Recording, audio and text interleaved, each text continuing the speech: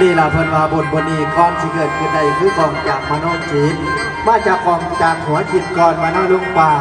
เมื่อว่ากองบุญตั้งมโนหวังหมายชอบประกอบจิตคิดมุ่งดีแล้วกระจังท่าน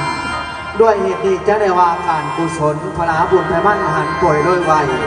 ถ้าไม่ว่างตั้งวันฝังหินดินสมบุญนั้นแปลว่าพุ่มเตรียมมโนอึงจึงคันท่านแล้วอย่าจมน้ำโอ้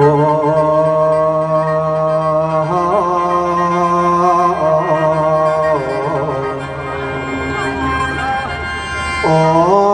ยละโนลาว่าบุญเอ๋ยบุญเดียวเคยสร้างมาเป็นหนทางคอยอ้ายเด็ดที่เดียวตายลาสร้างบาปมาแลนเห็นสร้างเวรมาแลนกองไว้ทำไม่อายห่างพระนางนอนางโอ้ยนอโอ้ย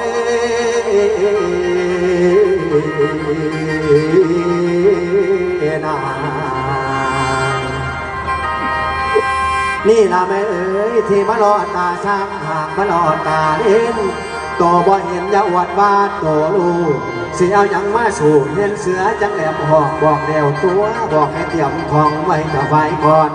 เจ้าสิมอแต่จอนเจ้าเล่งเพลงไทยหมดสมัยมันเด้ออวยหาบุญเข้า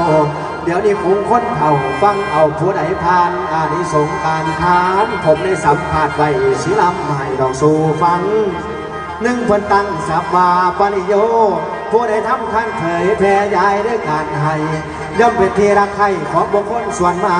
กสองอิติสาโทเจ็ดเป็นคนกสิพุ่งคนยองจมหาสามวิสาลาโทสิเป็นผู้แก้วกล้าในหมู่บริษัทสี่อาสาบุญละโหสิเป็นคนวลงตาอิสาสิมาเราไพ่นาหาเมื่อสุขติไตเลวขสิพาต้นขึ้นสวรรค์ของหยี่ยองสุขติโลกเครื่องมันบ้านเราผ่านดาวถูกคนนี้เฝ้าจะเรียกข่าวเวลาอาการเช่นอย่างท่านไอสัตว์เดรัจฉานก็ย่อมมีผลคำบุญสิยำมาอยู่บุญสินำมาอยู่สู้เอาศาสตร์อื่นหนึ่งพันมาอยู่ยืนได้เพิ่งหลานแลหลอนเต็มบ้านกระบอกตายสวงบอเป็นคนขี่ลายสมพรคบวันนาผลพลาเสียมนู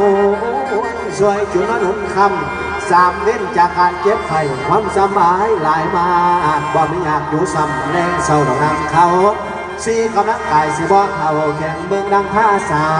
ความขาหารและกำลังประกอบกันทั้งสองคำหามีปัญญาล้นเกินคนทั้งฉลาดยังอร่อยสัตว์ซ้ำจำไม่ดอกพอตา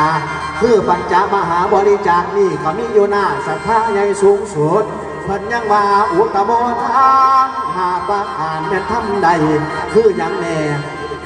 คือหนึ่งอังคบริจาคคือให้อวัยวะส่วนใดส่วนหนึ่งออกเป็นท่านสองฐานะบริจาคคือให้ทรัพย์เป็นท่านสามบุตรบริจาคคือให้บุตรเป็นท่านสี่ภรรยาบริจาคคือให้เมียเป็นท่านหาชีวิตตาบริจาคคือให้ชีวิตเป็นท่านองค์พระศาสดาจารย์พระเนธานมาแล้วสมัยโพธิญาณแก้วโคดมไส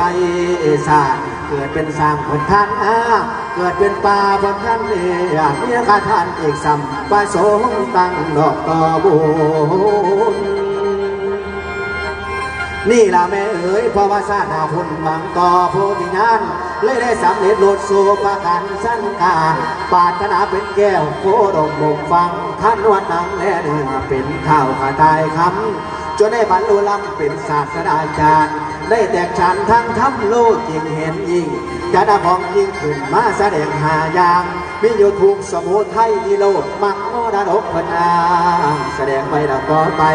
คือบุพเพโนสติญาณเพราะนาเลือกศาสตร์ใดจะเวียนเกิดหรือตายหลายอาณาสงไข่ท่องเที่ยวเราได้เพื่อนผู้ว่าสงสารนี้เวียนตายเวียนเกิดว่าเป็นของแน่แท้แนวหูดอกหูอันเพราะฉะนั้นเพื่อนจังเทศนาสอนวันนี้ก่อนลานโลดวนเฮาสมัยนี้ถือประเพณีไว้ไทยเฮาได้สืบต่อรักษาบุญพ่อไว้บ่มีให้ดอกส่วนสวนเพิ่นยังว่าคันที่เที่ยวทางเมืองให้หาห้องมาบังหัวเฮาเด้อ ขั้นจีแถวทางไก่ไทยถงให้เตรียมไว้ขั้นจีเดินไปหน้าให้หาเอาบางทิ้งใหญ่ใส่น้ำไม่สาแล้วจะคอยไปบางทิ้งใหญ่เพื่อนมาไว้ก็ได้แก่โตเอาในวัดตาสงสารใหญ่ยาวดอกเข้าเดินผู้ว่าสงสารนี้เวียนตายเวียนเกิดบ่เป็นของแน่เทโอ้แนวดอกผู้อันผู้ฟังโอ้ยนอโอ้ย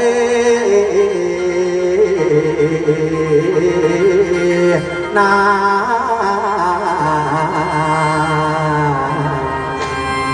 อนุโมทนาบุญน้ำดีน้ำนองครับเป็นยังว่าบุญนี้บ่มีไผปันแจกมันบ่แหกเครื่องใดคือไม่พากลางคือจะห้องกินข้าวห้องกินห้องกระอิ่มมันบ่ไปอิ่มท้องเขานั่นผู้บ่กินพี่น้องเอ้ยอนุโมทนาสำหรับพี่น้องครับผู้รวมทำบุญขอพี่น้องลำได้รวยย่อๆยิงๆสุขีสุขขังถึกหวยร้อยเบอร์สุขุสุขคนเด้อพี่น้องเด้อ